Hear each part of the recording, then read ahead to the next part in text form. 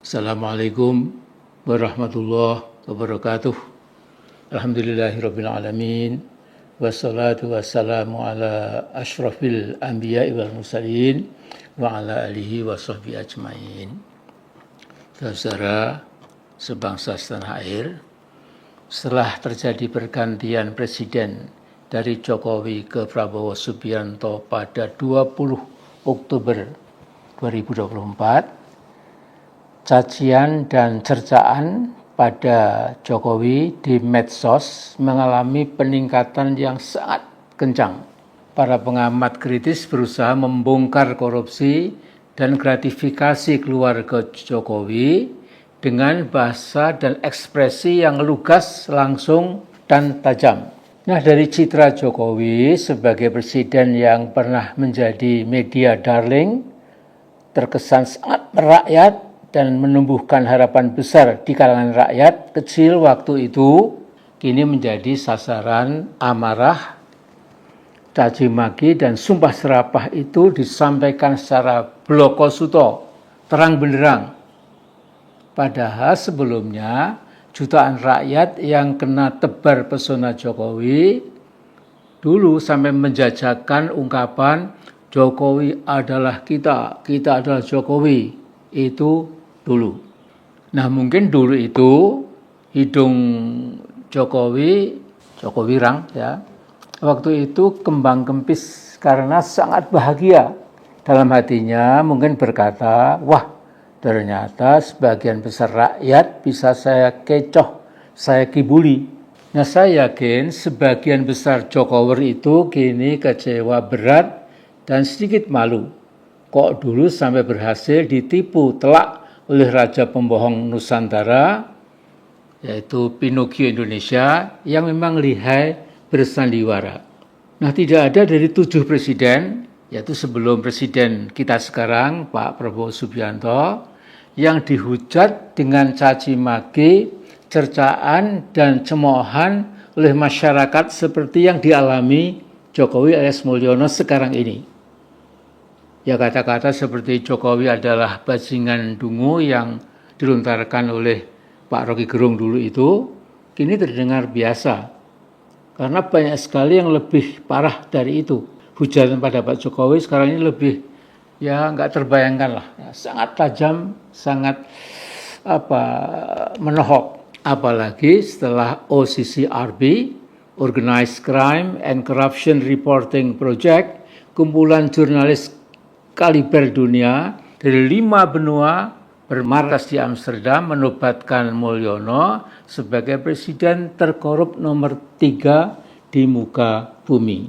Nah, rakyat Indonesia itu seperti kena suntikan keberanian supaya Mulyono segera ditangkap dan diadili.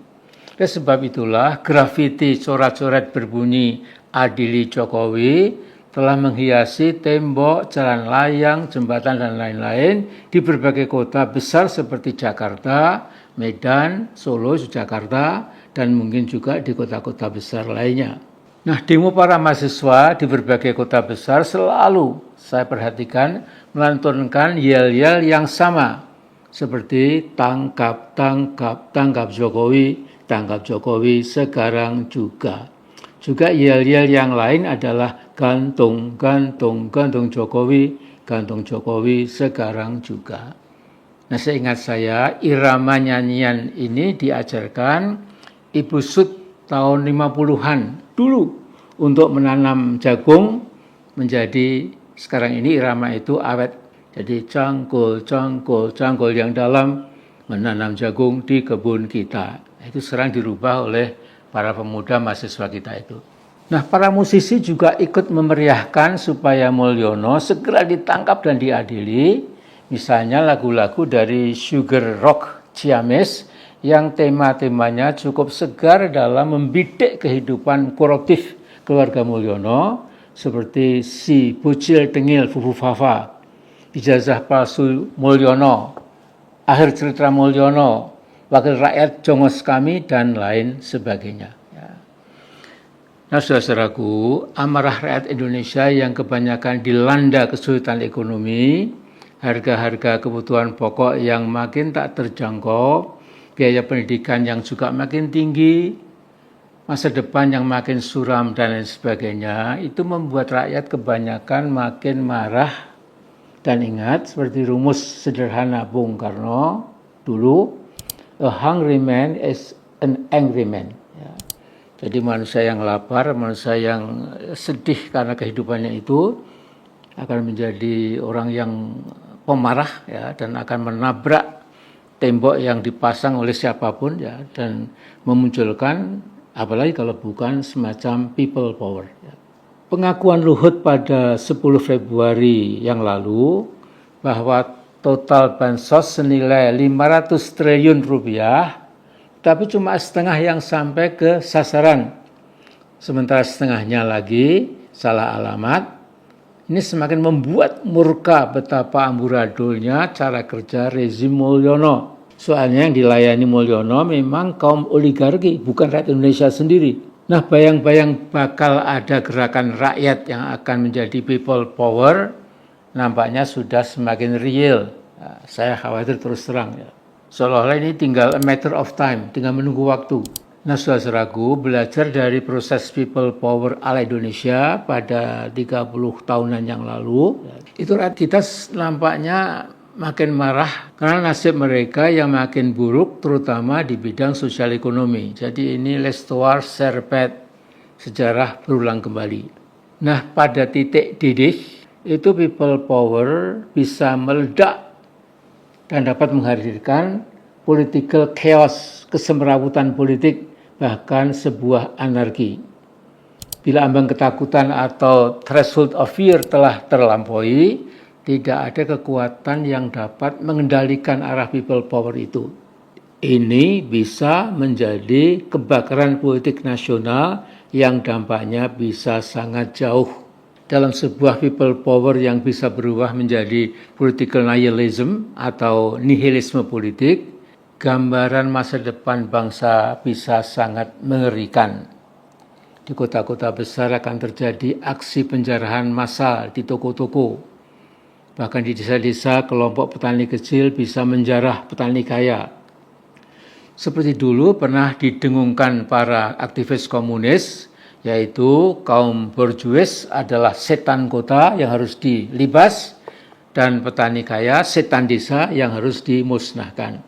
Jadi amat sangat mengerikan. Nah, sekarang persoalannya bagaimana cara yang cesplang untuk menghindari terjadinya people power yang sungguh berbahaya itu. Caranya insya Allah menurut saya itu mudah.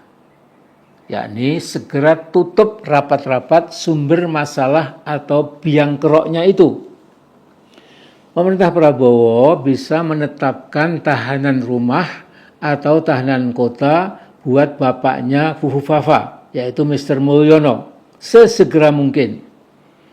Dan kemudian awasi secara cermat siapa saja tetamu Mulyono, karena bisa jadi di antaranya tetamu Mulyono adalah utusan presiden dan sekaligus sekjen Partai Komunis China, yaitu Mr. Xi Jinping. Saya terlalu yakin politik luar negeri China di bawah Xi Jinping meletakkan Indonesia itu sebagai objek politik Lebensraum China. Nah, jadi kita ingat almarhum Perdana Menteri Jepang Shinzo Abe pernah menyatakan di Washington pada 17 April 2018, yaitu mengatakan ada persamaan kuat antara Adolf Hitler dan Xi Jinping. Keduanya sosok yang sulit tidur memikirkan bagaimana negara-negara sekelilingnya itu bisa dicaplok, dijadikan negara jajahan mereka. Nah, Jokowi alias Mulyono bisa kita katakan adalah manusia katalisator untuk memfasilitasi ambisi ekspansionisme China di bawah paman Xi Jinping itu. Bila kita amati mengapa Mulyono tidak ada malunya dan tidak ada takutnya melawan siapapun di Indonesia, jawabannya tentu karena Mr. Xi Jinping memberikan political backup buat Mulyono. Jadi saya ulangi lagi, kalau pemerintah kita belum berani menangkap dan mengadili Jokowi alias Mulyono, sebagai tuntutan anak-anak bangsa yang semakin mengalami peningkatan itu, ya, maka yang lebih mudah itu lakukan tahanan rumah atau tahanan kota pada Mulyono. Dan the sooner the better, ya, lebih cepat lebih bagus, ya, supaya kita tidak perlu memikirkan apalagi melakukan people power. Insya Allah ini pendirian saya, mudah-mudahan dengan urun rebuk ini bisa sedikit ya mempercerah keadaan kita seperti apa sekarang ini. Wallahu a'lam bishawab. Assalamualaikum warahmatullahi wabarakatuh.